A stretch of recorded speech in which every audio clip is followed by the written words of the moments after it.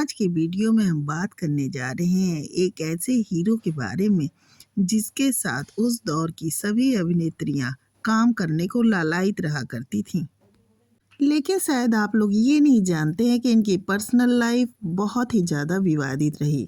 Reason ये रहा कि इन्होंने अपनी दोस्त की गर्लफ्रेंड से ही शादी करने का मन बना लिया था और तो और इन्होंने अपने बचपन की गर्लफ्रेंड को भी धोखा दे दिया था।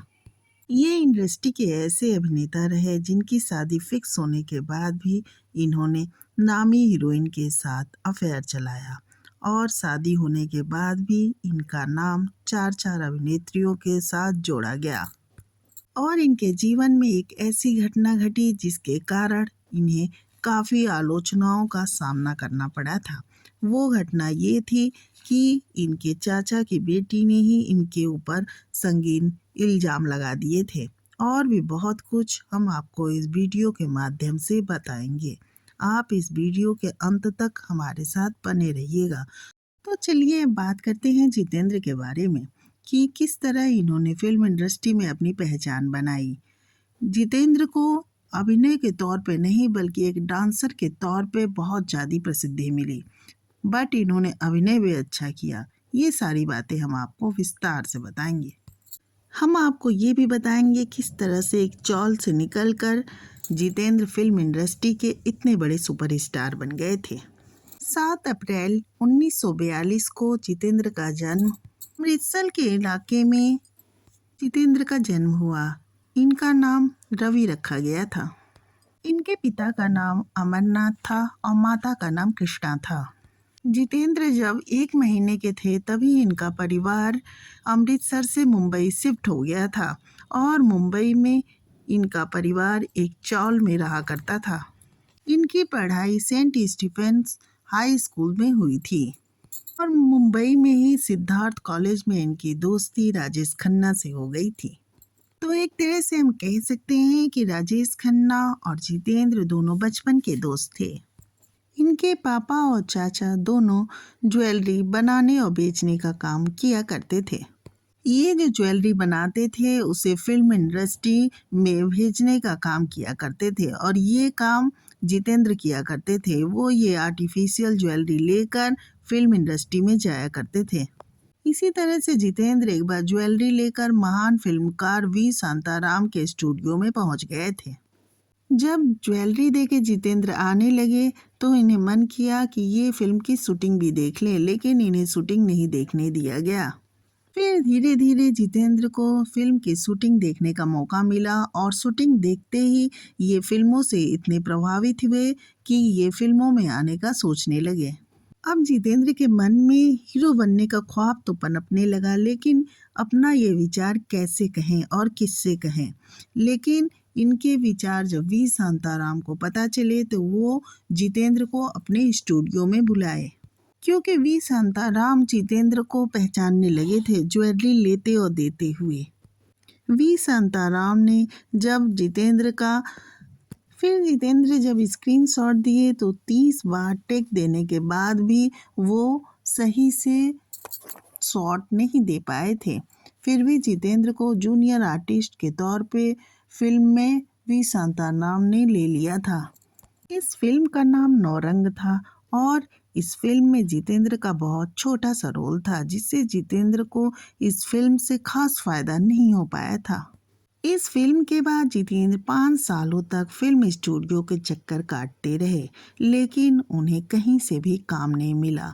काम मिला तो उन्हें फिर से वी शांताराम के द्वारा ही मिला। वो एक फिल्म बना रहे थे, गीत गाया पत्थरों में जितेंद्र को लिया। ये फिल्म 1964 में बनी। अब ये जितेंद्र की मेहनत कहें या किस्मत, फिल्म हिट हो गई। उसके बाद तो जितेंद्र स्टार बन गए, फिर ये पीछे मुड़ के देखे नहीं।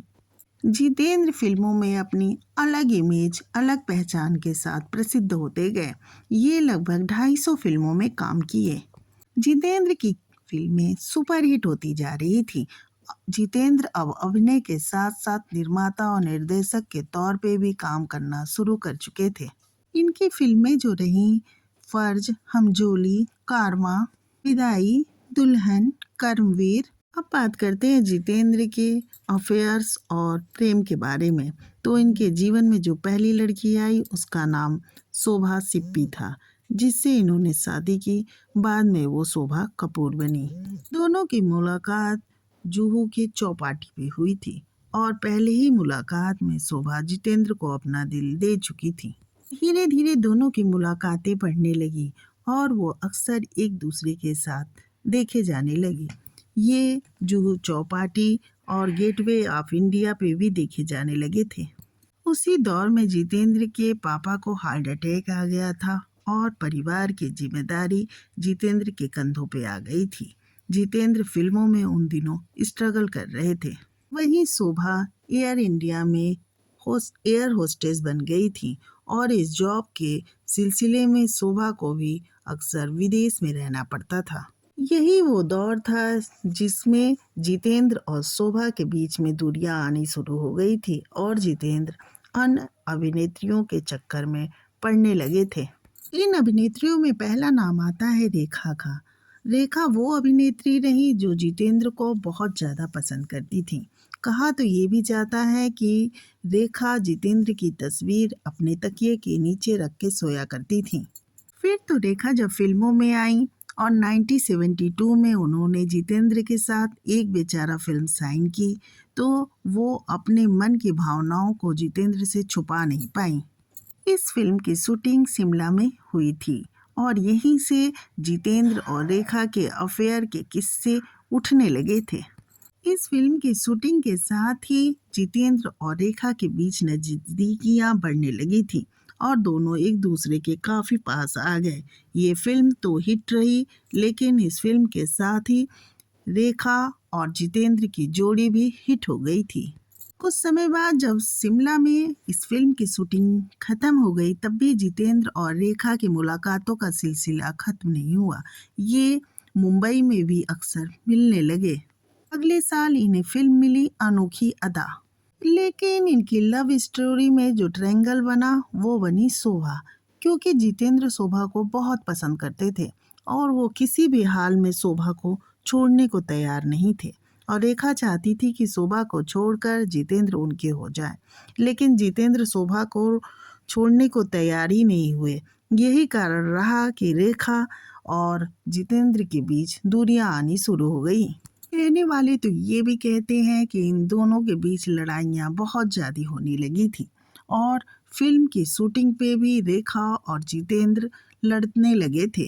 रेखा की बायोग्राफी जो उस्मान ने लिखी है, उसमें उन्होंने ये जिक्र किया है कि जितेंद्र ने रेखा के लिए कुछ ऐसी बातें कही जिसे सुनकर रेखा सन्न रह गई थी। रेखा की biography the Rekha untold story, इसमें उन्होंने बताया कि रेखा जब अनोखी अदा फिल्म की शूटिंग कर रही थी, तो उसी शूटिंग के दौरान उन्होंने जितेंद्र को कुछ दोस्तों के साथ बात करते हुए सुना कि रेखा तो केवल टाइम पास है, वो रेखा से प्यार नहीं करते हैं। ये सुनकर रेखा वापस लौट गई थी और फिल्म के स्टूडियो में जाकर खूब रोई थी। उसके बाद जितेंद्र और रेखा का रिश्ता टूट गया था। रेखा से रिश्ता टूटने के बाद जितेंद्र का दिल आया था ड्रीम गर्ल हेमा मालिनी के ऊपर। जितेंद्र हेमा मालिनी को इतना चाहने लगे थे कि वो हेमा मालिनी के लिए अपनी पुरानी गर्लफ्रेंड शोभा तक को छोड़ने को तैयार हो गए थे, लेकिन कुछ बातें ऐसी हो गईं जिससे जितेंद्र और हेमा मालिनी की शादी नहीं हो पाई। ये दिलचस्प किस्सा ये रहा कि हेमा मालिनी को संजीव कुमार बहुत चाहते थे, लेकिन संजीव कुमार अपने शर्मीले स्वभाव के कारण हेमा मालिनी को अपने दिल का हाल सुना नहीं पा रहे थे। तब वो जितेंद्र से बोले कि जाकर तुम मेरे दिल का हाल हेमा मालिनी को सुना दो, लेकिन जितेंद्र ने अपने दिल का हाल हेमा मालिनी को सुना दिया था और संजीव कुमार का नाम ही नहीं लिया था।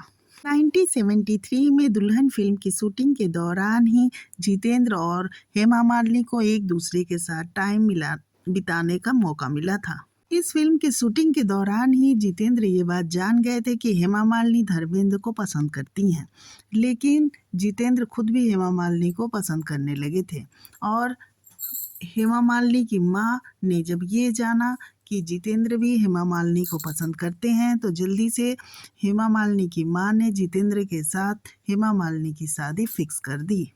और न्यूज़ खबरों में ये खबर बहुत ज़्यादा छपने लगी कि जितेंद्र और हेमा मालिनी की शादी मद्रास में हो रही है। और न्यूज़ खबरों की वजह से धर्मेंद्र को ये बात पता चली, तो धर्मेंद्र जल्दी से शोभा को अपने साथ लेकर मद्रास पहुंच गए। फिर तो जहां शादी हो रही थी वहां पे शोभा सिप्पी और धर्मेंद्र पहुंच के बहुत ज़्यादा हंगामा किए। इनके इस हंगामे की वजह से जितेंद्र और हेमा मालिनी की शादी नहीं हो पाई। अब तो जितेंद्र अपनी गर्लफ्रेंड शोभा सिप्पी को खोना नहीं चाह रहे थे, तो 18 अक्टूबर 1974 को जितेंद्र ने शोभा सिप्पी से शादी कर ली। अब तो आप सोच रहे होंगे कि जितेंद्र की ज़िंदगी में लड़कियों का सिलसिला थम गया होगा। जी नहीं, ऐसा नहीं हुआ। शादी के बाद भी जितेंद्र की ज़िंदगी में और लड़कियां आईं। ज़्यादातर इनकी ज़िंदगी में साउथ इंडियन हीरोइन ही आई। शादी के बाद जितेंद्र की ज़िंदगी में आई श्रीदेवी। श्रीदेवी के साथ जितेंद्र ने कई फिल्मों में काम किया और इनकी जोड़ी सुपर हिट रही। कहा तो ये भी जाता है कि जितेंद्र श्रीदेवी को लेकर काफ़ी सीरियस हो गए थे। वो तो समय रहते शोभा कपूर ने जितेंद्र को आड़े हाथ लिया, जिसकी वजह से जितेंद्र और श्रीदेवी के बीच दूरियां आईं। फिल्म हिम्मत वाला के शूटिंग के दौरान ही जितेंद्र और श्रीदेवी एक दूसरे के नज़दीक आए थे। जब ये खबर शोभा कपूर को मिली थी, तो शोभा कपूर ने एक प्लान के जरिए श्रीदेवी को अपने घर बुलाया था। और श्रीदेवी जितेंद्र के कहने पर जब घर पहुंची थी, तो शोभा कपूर और उनकी बेटी एकता कपूर ने श्रीदेवी की ऐसी खातिरदारी की, जिसके वजह से जितेंद्र और श्रीदेवी के बीच दूरियां बढ़ गईं। जो कि बाद में जब श्रीदेवी से ये बात पूछी गई थी, तो श्रीदेवी बोली थी कि मैं किसी का बसा बसाया घर नहीं तोड़ती हूँ। और जितेंद्र उनके फेवरेट स्टार थे, इसलिए उनके प्रति उनके मन में भाव था और ऐसा प्यार व्यार का चक्कर कुछ नहीं था। लेकिन इसके बाद से ही श्रीदेवी जितेंद्र के साथ दूरियां बनाना शुरू कर दी थी। कहने वाले तो ये भी कहते हैं कि शोभा कपूर नहीं चाहती थी, इसीलिए जितेंद्र खुद श्रीदेवी से दूरियां बनाने लगे थे। लेकिन जितेंद्र श्रीदेवी को कई फिल्में दिलाए थे। जितेंद्र श्रीदेवी को जलाने के लिए जयाप्रदा के नज़दीक आने लगे कि श्रीदेवी जले। जयाप्रदा और जितेंद्र नज़दीक आते, उसके बाद पहले ही जयाप्रदा को यह आभास होने लगा कि जितेंद्र केवल उन्हें यूज कर रहे हैं श्रीदेवी को जलाने के लिए। धीरे धीरे जयाप्रदा भी अपने कैरियर में व्यस्त हो गई और जितेंद्र से दूरी बना ली। इसके बाद रीना रॉय का नाम जितेंद्र के साथ जुड़ा, लेकिन रीना रॉय शत्रुघ्न सिन्हा के साथ ज़्यादा अटैच थी, तो इसलिए जितेंद्र वहाँ से दूर हो गए। जितेंद्र जब 75 ईयर्स के हुए, उस समय उनकी कजिन सिस्टर ने भी उनके ऊपर इल्ज़ाम लगाए, जिसे जितेंद्र ने सिरे से नकार दिया था। एक तरह से हम कह सकते हैं कि विवादों से जितेंद्र का नाता बहुत पुराना है और जितेंद्र के साथ कोई न कोई विवाद चलता ही रहा। जब इनकी कजिन सिस्टर ने इनके ऊपर इल्ज़ाम लगाए थे, तो इनका पारिवारिक जीवन भी काफ़ी उथल पुथल हो गया था। लेकिन सिरे से जितेंद्र के नकारने के बावजूद भी जितेंद्र को सबसे ज़्यादा फिल्म इंडस्ट्री का विवादित अभिनेता कहा जाता है। इसका रीज़न यही रहा कि जितेंद्र जितनी ज़्यादा फिल्मों में सफल हुए, जितनी सफलता पाई, उसके साथ साथ जितेंद्र ने विवादों में भी रिश्ता रखा। जितेंद्र की बेटी एकता कपूर और पुत्र तुषार कपूर हैं, जो फिल्मों में अच्छा नाम कमा रहे हैं। और जितेंद्र इस समय अपनी पत्नी, बेटा, बेटी के साथ एक सुखी जीवन व्यतीत कर रहे हैं। आपको जितेंद्र की बायोग्राफी कैसी लगी, कमेंट करके ज़रूर बताएं।